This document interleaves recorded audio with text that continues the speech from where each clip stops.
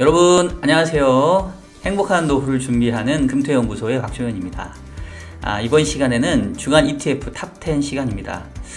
제가 지난주에 첫 영상을 올려드리고 여러분들 좀 피드백 좀 달라고 말씀을 드렸는데 너무 감사하게도 많은 분들이 또 댓글로 괜찮다, 응원한다, 좀 꾸준히 해줬으면 좋겠다 라는 그런 말씀들을 해주셨어요. 그래서 저도 좀 용기를 얻어서 이렇게 가능하면 주간 단위로 여러분들께 영상을 좀 올려드리려고 합니다.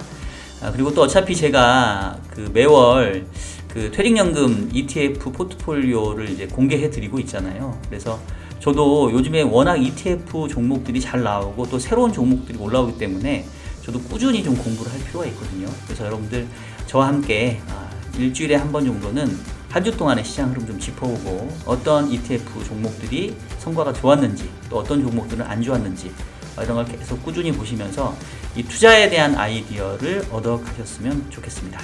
자, 그럼 지금부터 7월 마지막 주 주간 ETF 탑10 바로 시작하도록 하겠습니다. 자, 먼저 한 주 동안 금융시장 한번 살펴보고 갈게요.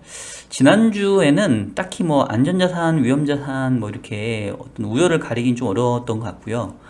미국 시장하고 국내 시장하고의 약간의 어떤 시차가 있었던 것 같아요. 미국 증시 같은 경우는 이제 주 초반에 안 좋았다가 결국 주 후반에 특히 금요일날 강세를 보이면서 3대 지수가 모두 사상 최고치로 끝났었는데요. 반면에 이제 국내 증시는 이런 미국 시장의 긍정적인 모습을 모두 쫓아가지 못했습니다. 아마도 주 초에 시장이 조금 미국 시장의 강세를 쫓아갈 가능성이 있어 보이고요. 채권 시장에서는 뭐 전체적으로 금리가 하락세를 좀 보이면서 좀 강세를 이어갔습니다. 그리고 외환시장에서도 다시 원달러 환율이 1139원 떨어졌는데 지난주에는 다시 1150원대로 좀 상승을 했고요. 원자재 시장에서도 유가가 60불대 내려갔다가 좀 70불대로 올라왔습니다.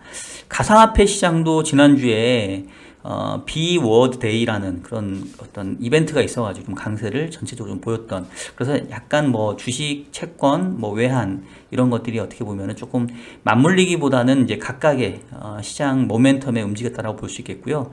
제가 좀 차트를 보면서 하나하나 좀 말씀을 드리도록 할게요. 일단은 앞서 얘기했던 것처럼 미국 증시, 다우가 지금 35,000선까지 올라왔고요. 나스닥은 14,800, 뭐 사상 최고치를 지금 뭐 3대 지수가 모두 다 지금 뚫고 올라간 상황입니다. 특히 지난주 보면은 전주말 금요일하고 월요일날 좀 주가가 안 좋았거든요. 당시만 하더라도 미국의 뭐 소비자 신뢰 지수가 좀 안 나온 거, 그 다음에 델타 변이 바이러스가 좀 확산되는 그런 부분들 때문에 전주말하고 지난주 초하고 상당히 주식시장 분위기가 안 좋았었습니다. 근데 보시는 것처럼 그 이후로 지금 뭐 V자 반등을 보이면서 미국 증시가 상당한 강세를 좀 이어갔고요. 반면에 아시아 증시 같은 경우는 뭐 상해 종합지수 같은 경우는 약간 박스권 정도, 국내 같은 경우는 역시 뭐 지난주 월화가 제일 이제 분위기는 안 좋고 수목금은 이렇게 좀 올라오긴 했는데 앞서 얘기했던 것처럼 이제 미국 시장의 주말 강세를 모두 반영시키진 못했습니다. 아마 이제 주 초에는 조금 시장이 강하기 시작하겠죠. 이 와중에 눈에 띄는 거는 이제 코스닥 시장을 보시면 코스피는 조금 상대적으로 박스권 흐름이 이어지고 있는 반면에 코스닥은 지금 다시 연중 최고치를 경신하면서 지금 1055까지 상승폭을 넓혔습니다.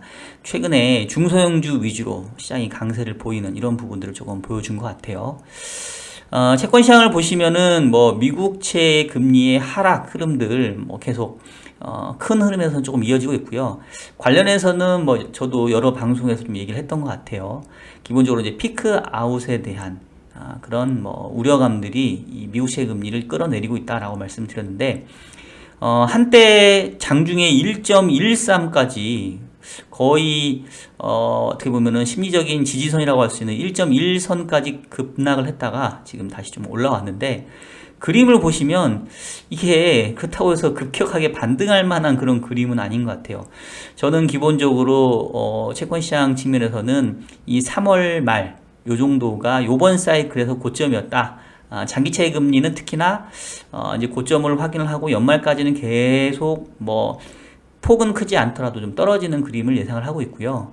이 기준금리 인상이 뭐 국내에서도 지금 예상이 되고 미국에서는 테이퍼링 얘기가 나오지만 오히려 이렇게 통화 정책이 긴축으로 가는 게 미래의 경기에 대한 기대감을 낮추게 되고 인플레이션에 대한 압력들을 낮추기 때문에 채권 시장에서도 보게 되면 장기채 금리는 오히려 호재 강세로 작용을 하거든요. 그래서 통화 긴축을 얘기하는데 장기 채권 금리가 떨어진다? 이거를 이해하지 못하시는 분들이 많은데 이 장기채와 단기채 금리는 얼마든지 따로 움직일 수 있다. 요거 다시 한번 좀 여러분들 이해를 하시면 좋을 것 같아요. 국내 시장도 보시면은 최근에 미국 금리의 하락 흐름들을 조금 쫓아서 움직이고 있는데 상대적으로 미국 금리에 비해서는 최근에 금리 하락폭이 좀 제한적입니다. 아무래도 이제 국내에서는 뭐 벌써부터 추가적인 추경 얘기가 나오고 재난지원금 관련해서 또 국채 발행이 늘어날 가능성들이 있기 때문에 상대적으로 금리 하락폭이 좀 제한적인 것 같고 또 한국은행의 연내 금리 인상 발언들이 단기 쪽 금리를 밀어 올리면서 중장기 금리에도 다소 하방 경직성을 작용하고 있는데 역시 제가 봤을 때는 국내에서도 장기채 금리는 이미 이번 사이클에서 고점은 봤다. 앞으로는 조금씩 뭐 올라오는 폭은 제한적이고 고점과 저점을 낮추는 이런 움직임들을 저는 일단 연말까지 예상을 하고 있습니다. 달러 쪽으로 한번 볼게요. 환율은 지금 달러 인덱스가 93선까지 왔다가 살짝 밀렸는데 기본적으로 달러화가 강세로 가는 거는 전체적으로 이렇게 금융시장 전반으로는 좋은 뉴스는 아닙니다. 왜냐하면 달러화가 강세라는 얘기는 전체적으로 봤었을 때 이제 위험 회피, 안전 선호 현상이 나타날 때 달러화가 강세를 보이게 되는데 달러화도 저는 뭐 기본적으로 한 93선 정도면은 거의 요번 이 박스권 상단 부분이라고 보고 있고요. 달러화가 계속 강세로 가려면은 다시 뭔가 이 금융시장에 있어서 공포감이 좀 커지고 또 뭐 변이 바이러스 확산이 되고 미국 주식이 또 크게 조정받고 이런 모습들이 나타나야 되는데 제가 봤을 때는 뭐 그렇게까지 상황이 악화될 것 같지는 않고요. 또 미 연준에서 지금 테이퍼링 얘기가 나오고 있고 다음 주 FOMC 있지만 최근에 미국도 델타 변이 바이러스가 좀 늘어나고 있기 때문에 뭐 그렇게 아주 시장을 놀래킬 정도의 강한 긴축을 얘기할 것 같지는 않습니다. 이 달러화의 강세가 추세화되기에는 지금은 조금 이르다라고 보고 있고요. 뭐 최근에 위안화도 어느 정도 좀 제한적인 움직임이고 우리 원달러 환율이 지금 1150원 연중 최고 수준에서 계속 놀고 있는데 뭐 제가 봤을 때는 1150원을 뚫고 뭐 60원, 70원 이렇게 올라갈 것 같지는 않아요. 전체적으로 봤었을 때는 역시 원달러 환율도 박스권 흐름인 것 같고 약간 1150원대에서 박스권 상단을 확인하려고 하는 그런 심리가 있지 않을까 싶습니다.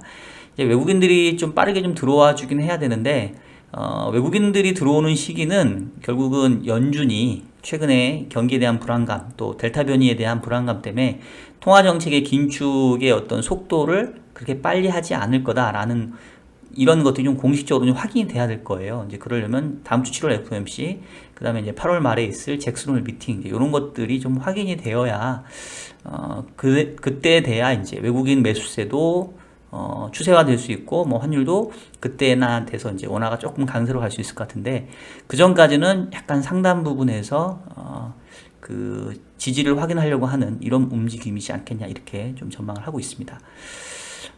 지난주에 또 특징적이었던 게 이 유가인데요. 이 오펙 플러스가 이제 증산에 합의하면서 66불 때까지 빠르게 떨어졌다가 다시 지난주 금요일 날 이제 72불까지 훅 올랐습니다. 기본적으로 이 오펙 플러스 산유국들이 증산을 하기로 했지만, 기본적으로 글로벌리 수요가, 원유 수요적인 측면에서는 조금 계속해서 공급을 압도할 거다라는 기대감들, 또 최근에 보면은 미국에서 원유 재고들이 좀 빠르게 감소하고 있어요. 그래서 결국은 큰 흐름들은 경기가 좋아지는 방향에 있지 이게 막 경기가 꺾이고 이런 건 아니거든요. 그러니까 우리가 지금 그 피크 아웃이라고 얘기하는 거는 경기 회복 속도에 둔하지 경기 회복이 방향을 트는다라는 건 아니기 때문에 뭐 그런 것들이 조금 혼재되어 있는 이런 상황이라고 볼 수가 있을 것 같습니다. 금값도 뭐 상승세를 했다가 최근에 좀 다시 좀 가라앉고 있고요. 구리 가격도 지난주 후반에 상당히 강세를 좀 보였어요. 그래서 좀 횡보하다가 지금 다시 조금 올라왔고요. 비트코인하고 이더리움이 지난주에 뭐 비워드 데이인가 있었잖아요. 그래서 뭐 일론 머스크가 다시 이제 채굴이 친환경 에너지에 의해서 이루어진다고 한다면은 뭐 테슬라 결제에 비트코인을 사용할 수 있다. 본인 이더리움도 들고 있다 뭐 이러면서 가상화폐 가격도 그동안에 좀 약세에서 다소 좀 벗어나는 모습이었는데, 근데 전체적으로 제가 봤을 때는 지금 이제 가상화폐 시장이 이제 이렇게 어떻게 보면 옥석을 가려내고 이렇게 솎아내는 과정이다 보니까 뭐 센티멘트가 뭐 바로 세워질 것 같지는 않습니다. 역시 가상화폐 시장도 이 연준의 통화 긴축에 대한 속도가 조금 둔화되고 유연하게 진행될 거다, 이제 이런 얘기들이 좀 나와야 될 것 같습니다. 자, 요 정도로 해서 한 주 동안 금융시장 살펴드렸고요. 그럼 바로 주간 ETF 어떤 종목들이 좋았는지 또 어떤 종목들이 안 좋았는지 한번 살펴보도록 하겠습니다. 자, 먼저 이 베스트 탑 10 종목들 한번 보여드릴게요. 지금 일단은 전체 순위는 20위까지 제가 보여드리고, 이렇게 색깔로 표시한 거는 이제 순수하게 레버리지도 아니고 인버스도 아닌 종목들로만 제가 추려서 지금 보여드리고 있고요. 이제 이유는 제가 뭐 여러 차례 말씀을 드리죠. 이제 저희가 투자의 그 수단으로 삼고 있는 퇴직연금, 연금저축펀드, 그 다음에 이제 IRP 펀드에서는 인버스하고 레버리지 ETF는 투자를 할 수가 없습니다. 그래서 저는 이제 제가 이제 이 연금 투자 관련돼서 이 컨텐츠를 만들고 있기 때문에 이제 그런 종목들은 제외하고 커버한다, 이렇게 이해를 해주시면 되겠습니다. 일단 한번 한눈에 보시면 지난주에 이어서 이제 2차 전지, 뭐 리튬 이런 관련된 전기체 관련된 종목들이 지난주에도 높은 성과를 보였습니다. 뭐 ETF 여러분들 뭐 시시하다, 재미없다 이렇게 얘기하시는데, 지금 보시면은 상위 종목들은 3% 이상 5% 나오거든요. 그러니까 뭐 물론 막 15%, 뭐 20%씩 급등하는 종목들 보시다가 ETF 보면 좀 답답하실 수 있는데, 기본적으로 연금 투자는 꾸준히 여러분들이 쌓아가시는 투자지, 이거를 막 들쑥날쑥 하는 거는 저는 별로 권하지는 않거든요. 그래서 이제 저희 채널 보시는 분들은 미래에 노후를 대비해서 내 연금 자산을 이제 굴려나간다, 이런 차원에서 한번 접근해 주시면 좋을 것 같고요. 다만 이제 이렇게 ETF 종목들에서 어떤 것들이 좋았는지를 알게 되면 지금 시장에서의 핫한 종목들이 뭔지도 거꾸로 종목들을 보면 유추하실 수가 있으니까 뭐 그런 분들도 충분히 도움이 될 거라 생각합니다. 그 다음에 이제 이 게임 종목들, 이 ETF 좀 좋았고요. 클라우드 컴퓨팅, 나스닥 바이오, 철강, 그 다음에 퓨처 모빌리티, 그 다음에 국고채 30년 이넨스드 종목까지도 상당히 좋은 모습을 보였습니다. 제가 이제 개별 종목들의 내용들은 조금 뒤에 다시 한번 설명을 해드리겠고요. 그 다음에 이제 반면에 지난주에 안 좋았던 성과를 보였던 ETF를 보시면 필수 소비재, 그 다음에 항생테크가 지금 뭐 타이거, KB스타, 코덱스, 킨덱스 할 것 없이 다 안 좋았어요. 사실 제가 차이나 항생테크 많이 들고 있거든요. 좀 지난주에 조금 성과가 좀 부진했었고요. 중국에 지금 약간 이제 빅테크 관련된 종목들이 약간 이제 중국 정부가 뭐 얼마 전에 디디 추싱 그 관련된 그 이벤트도 좀 있었고, 미국 가서 상장하는 거를 되게 싫어하고, 또 대부분 이 빅테크 기업들이 이제 상당한 많은 그 정보들을 가지고 있기 때문에 이제 중국 체제에 대한 어떤 그 도전 뭐 이런 걸로 좀 생각을 하는 것 같아요. 그래서 전체적으로 이 테크 기업들의 주가들이 좀 다 안 좋아서 이 차이나 항생테크도 좀 부진했던 것 같은데, 좀 고민을 해보겠습니다. 뭐 그렇다고 해서 손절을 할 건 아닌데, 물타기를 지금 해야 될지 아니면 조금 상황을 봐야 될지 좀 고민을 해보겠고요. 그 다음에 타이거 화장품, 역시 제가 들고 있는 종목인데 지난주는 조금 종목들이 좀 이렇게 엇갈렸던 것 같아요. 제 포트에서 이제 컨택트 관련돼서 화장품 종목 들고 있는데, 국내에서 지금 4차 거리두기, 4단계 거리두기가 진행되고 있고, 뭐 2주가 더 연장이 됐고요. 지금 델타 변이 바이러스가 계속 늘어나고 있는 상황이다 보니까 컨택트 관련된 종목들이 상당히 좀 부진했던 것 같아요. 근데 저는 뭐 아주 길게 내다 본다고 한다면 뭐 투자의 기회다라고 좀 생각을 하고 있고요. 어차피 이 퇴직연금 관련해서 투자를 하실 때는 여러분 좋은 종목들을 쫓아가서 사는 것보다는 안 좋은 종목들을 꾸준히 투자하는 것도 괜찮습니다. 왜냐면 특히 이제 그 DC형으로 여러분이 그 퇴직연금을 전환을 시켜 놓으시면 한 달에 한 번씩 그 입금이 돼요. 그러니까 저 같은 경우는 15일 날 그 퇴직연금이 입금이 되던데, 그럼 이제 자연스럽게 그 적립식 투자를 하는 것처럼 됩니다. 그래서 그 자기 DC 계좌에 돈이 들어와 있었을 때 기준으로 좋은 종목들을 쫓아 사는 것도 괜찮지만, 조금 안 좋았던 종목들을 이렇게 꾸준히 물타기 하는 전략도 저는 충분히 미래의 내 연금 계좌를 생각한다면 의미가 있다라고 생각을 합니다. 자, 요 정도에서 간단하게 탑10 베스트, 워스트 살펴드렸고요. 조금 더 인덱스하게 봐야 될 그런 ETF 종목들을 제가 다시 부연 설명드리도록 하겠습니다. 자, 일단 그 베스트 종목들 한번 살펴볼게요. 지금 제일 그 성과가 좋았던 종목 중에 첫 번째가 타이거 글로벌 리튬 앤 2차 전지 솔라 액티브인데, 재밌는 거는 사실 요거는 지금 상장이 언제가 됐냐면 최초 설정일이 7월 16일이에요. 그러니까 지금 7월 20일이고 하니까 지난주에 막 올라온 따끈따끈한 건데, 만원에 상장해서 지금 벌써 종가가 1690원, 그러니까 한 6% 정도 성장 수익률이 난 거죠. 지금 상당히 괜찮고요. 이게 이제 어떤 종목이냐고 해서 보니까 솔라 액티브 글로벌 리튬 지수를 추종하는 거라고 하고요. 글로벌 기업 중에 리튬 채굴이나 배터리를 생산하고 있으며 해당 사업에서 상당한 매출이 발생할 것으로 예상되는 기업들을 최대 40 종목까지 편입하고 있다고 합니다. 그러니까 역시 이제 배터리 관련된 종목인데, 특히 이제 리튬 채굴, 이런 배터리 관련 소재에 투자하는 ETF인 것 같아요. 그래서 이제 구성 종목들은 이제 이게 해외 종목을 투자하고 있기 때문에 뭐 정확하게 지금 알 수는 없고요. 여기 보시는 것처럼 리튬 지수를 추종하는 종목이니까 제가 봤을 때는 기본적으로 제가 지금 2차 전지 관련된 종목들을 크게 봤었을 때 좀 좋게 보고 있어서 요것도 투자로 여러분 한번 고민해 보실 만한 것 같습니다. 자, 그 다음에 두 번째로 좋았던 게 지난주에는 이거죠, 이거. 타이거 KRX 게임 K 뉴딜인데, 자, 뭐 그 종목 한번 편입된 정보를 한번 볼게요. 카카오 게임즈를 무려 37% 들고 있습니다. 넷마블, NC소프트, 펄어비스, 컴투스, NHN 주요 이 게임 종목들을 들고 있고요.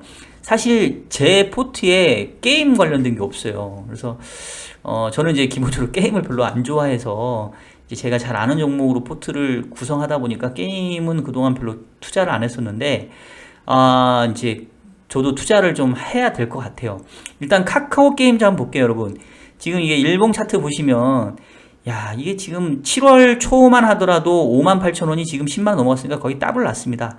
잘 아시는 것처럼 그 카카오 게임즈에서 최근에 출시했던 오딘, 발할라 라이징이라고 하는 게임이 지금 대박을 치면서 지금 뭐 엄청나게 단기간에 지금 급등을 했는데, 여러분 오딘 게임 해보셨나요? 예, 저는 게임을 안 좋아해가지고 안 해봤는데 좀 해봐야 될 것 같아요.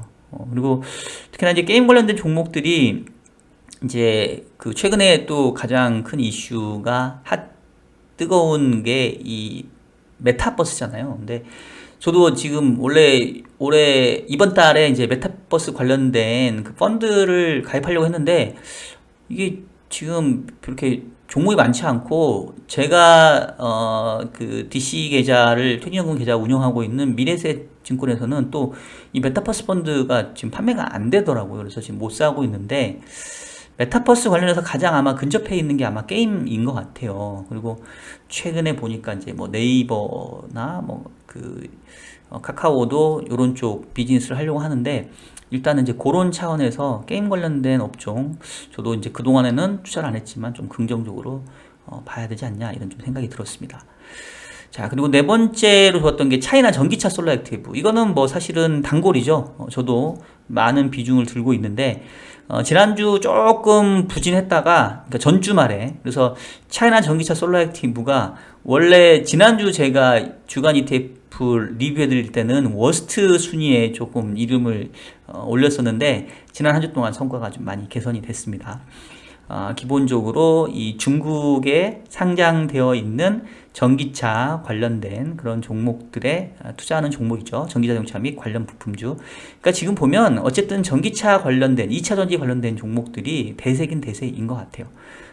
여전히 저는 좋게 보고 있고 계속해서 비중 늘려갈 생각이고요. 그 다음에 이제 좋았던 게 클라우드 컴퓨팅. 요것도 상당히 그 괜찮은 모멘텀을 가지고 있죠. 요거는 지금 보니까 INDX 글로벌 클라우드 컴퓨팅 인덱스라는 그 인덱스를 추종하는 그런 종목 그 ETF이고요. 구성 종목들을 보니까 뭐 클라우드 관련된 종목들이 이제 많이 있어요. 역시 메타버스 관련돼서는 또 이 클라우드가 상당히 중요하기 때문에 역시 유망하다고 생각이 되고요. 이제 요거는 국내 그 주식이 아니라 해외 주식인데, 이제 여러분 그 제가 그 퇴직연금 ETF 관련해서 팁을 드리자면, 그 일반 주식 계좌에서 ETF를 투자하면 사실은 국내 ETF 투자하면 조금 손해예요. 왜냐면 원래 일반 주식 계좌에서 주식 투자했었을 때는 그 캐피탈 게인에 대해서 세금을 안 물리잖아요. 근데 이 퇴직연금 계좌에서 ETF 투자해서 국내 ETF 투자해서 이익이 나면 이거 세금 냅니다. 나중에 퇴직소득세 나와요. 근데 해외 상장된 해외 ETF, 그러니까 아니죠, 국내에 상장된 해외 ETF를 투자하게 되면 세금이 낮습니다. 그 일반 주식 계좌에서는 해외 ETF 했었을 때 세금이 더 높거든요. 그래서 국내 그 퇴직연금이나 연금저축에서 투자할 때는 국내에 상장된 국내 주식 ETF보다는 국내에 상장된 해외 주식, 해외 ETF를 투자를 하시는 게 조금 더 세금적인 측면에서 유리한 게 있어요. 그래서 이렇게 글로벌 붙어 있는 거 투자하는 거는 되도록이면, 이왕이면 컨셉이 비슷하다면은 우리 퇴직연금 계좌에서 투자할 때는 국내 주식, 국내 ETF보다는 해외 주식, 해외 ETF 대신 이제 국내에 상장된 ETF를 투자하는 게 훨씬 유리하다. 이런 말씀 좀 드리고 싶네요. 자, 그리고 오랜만에 미국 나스닥 바이오가 지난주에 조금 성과가 괜찮았었네요. 최근에 나스닥이 이제 사상 최고치 계속 하고 있고, 그 다음에 아마도 이 델타 변이 바이러스가 늘어나면서 다시 바이오 종목도 좀 힘을 낸 것 같아요. 구성 종목에 보니까 모더나가 있습니다. 모더나가 이제 간접적으로 투자를 하고 싶으신 분들은 이 종목도 괜찮은 것 같아요. 뭐 물론 직접 뭐 모더나 투자하셔도 되는데, 계속 말씀드리지만 우리 퇴직연금 계정에서는 개별 종목 직접 투자하실 수 없기 때문에, 내가 미국의 바이오 산업에 투자하고 싶다라고 한다면 이 타이거 미국 나스닥 바이오 요것도 좀 괜찮은 투자처인 것 같습니다. 자, 그 다음이 좋았던 게 철강 소재인데, 사실은 철강이 최근 한 5월 이후로는 계속 안 좋았어요. 지금 철강, 조선, 해운 5월 말 이후로는 다 지금 쉬고 있거든요. 단기간에 이제 급등했던 부분들이 조금 이제 쉬고 있는데, 요즘에 이제 후판 가격도 좀 엄청 올랐다라고 하고요. 근데 지난주에는 그동안에 이제 하락했던 부분들이 조금 조정을 끝내고 다시 상승세를 좀 재개하는 듯한 모습인데, 저도 지금 철강 관련 ETF를 지금 차익 실현했었죠. 지난달에 제가 이미 많이 오른 것 같다. 근데 다시 조금 들썩거리는 거 보니까 다음 달 ETF 할 때는 다시 조금 비중을 확대할지를 좀 고민을 해 보도록 하겠습니다. 자, 그리고 요거 최근에 처음 본 것 같은데, 그 릭소 글로벌 퓨처 모빌리티, 역시 2차 전지 전기차 관련된 산업 관련된 ETF인데, 지금 뭐 큰 흐름이 뭐 ESG, 탄소 배출 제로, 이래서 내연기관 자동차가 이제 전기차로 다 변신을 하고 있잖아요. 뭐 그런 차원에서 퓨처 모빌리티에 투자하는 이 ETF 저도 괜찮은 것 같습니다. 역시 또 글로벌이고요. 어떤 종목들이 갖고 있는지는 지금 자세하게는 안 나오긴 하는데, 보니까 MSCI, ACWI, IMI 인덱스 종목들 중에 배터리, 전기차, 자율주행, 공유 모빌리티 등 미래 운송수단의 혁명을 주도하고 있는 기업들을 선별해서 투자를 하고 있다고 합니다. 그 전기차는 지금 뭐 이제 대세가 됐는데, 자율주행, 공유 모빌리티 이쪽도 상당히 좀 유망한 것 같아요. 그래서 글로벌 퓨처 모빌리티 요것도 지금 보니까 지난주에 얘도 상장됐네. 상장된 지 얼마 안 돼가지고 아마 거래량이라던가 비도오파 스프레드는 조금 있을 것 같긴 한데, 제 주요 관심 종목에 집어넣고 요거 투자 시점 고민을 좀 해보도록 하겠습니다. 자, 그리고 마지막으로 베스트 종목 중에서 볼만한 거는 국고채 30년 이넨스드 종목인데, 요거 저희 구독자께서 소개해 주셔서 저도 지난번인가 지지난달인가 제 ETF 포트폴리오에 편입시킨다고 말씀드렸었어요. 이게 사실은 거래량이 많지는 않아요. 그래서 투자하기 조금 어렵긴 한데, 그 우리나라에 지금 상장되어 있는 그 ETF, 채권 ETF 중에 얘가 델타 값이 제일 높습니다. 민감도가 제일 높아요. 그러니까 듀레이션이 길어가지고 금리가 하락할 때 채권 가격이 올라가는 게 제일 가격 상승폭이 큽니다. 그래서 지금 보시면 지금 얼마 전까지만 하더라도 언제였냐? 지금 6월 달에 10,000원에서 시작했는데 지금 11,000원, 1,900원이에요. 그러니까 지금 6월 달, 7월 한 달 반 정도 만에 벌써 수익률이 10% 났습니다. 채권 ETF인데도 지금 2달도 안 되는 시간에 10% 수익 난 건 되게 높게 난 거거든요, 수익률이. 그러니까 아무래도 듀레이션이 크고 편입 종목을 보게 되면 국고채 종목 중에 30년 현재 지표 채권을 거의 들고 있어요. 그래서 여러분 제가 기회가 되면 이제 채권 관련된 기초 강의를 한번 저희 채널에서도 해드릴 텐데 금리하고 채권 가격은 여기관계 있다. 이 정도는 여러분 아셔야 되고 똑같이 금리가 동일하게 하락한다 하더라도 채권 만기가 긴, 즉 듀레이션이 긴 채권일수록 금리 상승폭이 채권 가격의 상승폭이 큽니다.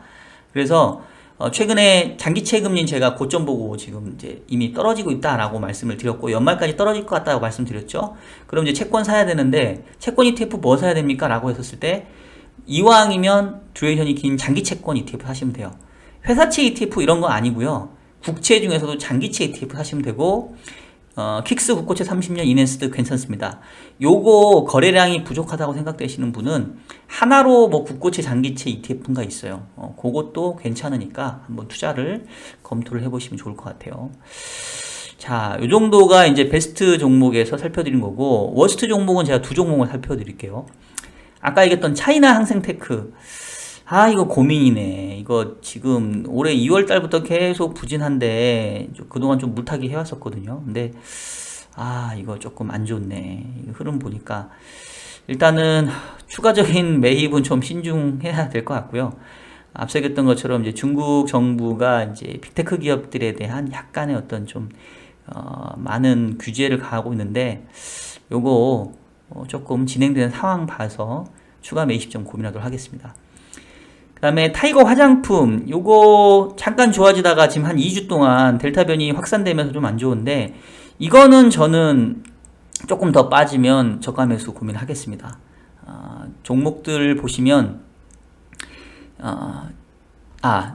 타이거 화장품이죠. 화장품. 예. 종목들 보시면은 지금 뭐 콜마 B&H, 아모레퍼시픽, 한국콜마, 코스맥스 이런 종목들을 좀 들고 있는데 길게 봤었을 때 뭐 물론 이제 마스크를 계속 끼고 다녀야 되긴 하겠지만 뭐 업황이 이보다는 더 나쁠 수 없기 때문에 화장품하고 여행 레저 관련된 ETF는 우리 퇴직연금 투자 관점에서는 우리는 지금 사실 투자를 해도 나중에 돈 받을 시기는 우리가 55세 지나야 되잖아요. 앞으로 뭐 몇십 년 남았으니까 요런 종목들 장기 투자 관점에서는 모멘텀 안 좋을 때 꾸준히 일정 부분 사두는 거 저는 괜찮다라고 생각을 합니다.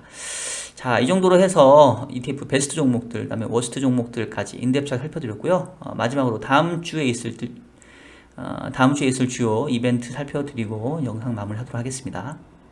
자, 다음 한 주 동안 우리가 눈여겨봐야 될 이벤트라고 한다면 이제 가장 눈에 띄는 거는 역시 7월 FOMC죠. 지금 이제 그 다음 주 27, 28 있고 우리나라 시간으로는 이제 29일 날 아침에 이제 뭐 보일 테니까 이제 제가 29일 날 넣어놨는데 실질적으로는 27, 28일 날 진행이 되죠. 그 이번 FOMC에서 과연 연준이 최근에 델타 변이 바이러스 좀 늘어나는 부분들에 대해서 이제 어떻게 판단을 할 건지 또 지금 시장에서 계속 관심을 갖고 있는 이 테이퍼링에 대해서 어떤 그 얘기를 할 건지 또 서두를 건지 조금 유연하게 할 건지 이 부분 중요할 것 같고요. 그 다음에 다음 주는 이제 월말로 가다 보니까 국내 지표들이 상당히 많이 나옵니다. 27일 날 2분기 GDP가 발표가 되고요. 30일 날은 광공업 생산이 발표가 됩니다. 전체적으로 2분기 지표까지는 되게 좋을 거예요. 그래서 이제 우리나라도 이제 2분기가 좋고 3분기부터는 조금 떨어지는 모습이라서 일단은 다음 주 발표되는 경제 지표까지는 6월 2분기 지표는 되게 괜찮게 나올 것 같다 생각이 되고요. 그리고 그 7월 30일 날 미국의 부채 한도 유예가 이제 종료되는데 뭐 옐런 재무장관도 한마디 했더라고요. 이거 빨리 해야 된다라고 하는데 뭐 사실 그동안에도 보면 이 부채 한도는 결국은 통과가 됩니다. 미국 정치권도 그 부채 한도 통과 못 시켜가지고 막 셧다운되고 뭐 과거에 몇 번 이런 적이 있었는데 뭐 그렇게까지 극단적인 상황으로 몰고 가지 않을 거고, 특히나 최근에 코로나 상황들이 좀 위중하기 때문에 뭐 그렇게 막 서로 정쟁이 심화되는 그런 상황들은 아니지 않을까라는 생각이 듭니다. 자, 여러분 지금까지 해서 주간 ETF 탑10 전해드렸고요. 여러분들 지난주에 조금 이렇게 많이 응원해 주셔서 이번 주는 조금 더 컨텐츠를 풍성하게 하려고 좀 제가 준비를 많이 했습니다. 역시 여러분, 여러분들의 응원, 댓글 한마디 한마디가 저한테는 엄청난 큰 힘이 된다는 거 알아봐 주시고요.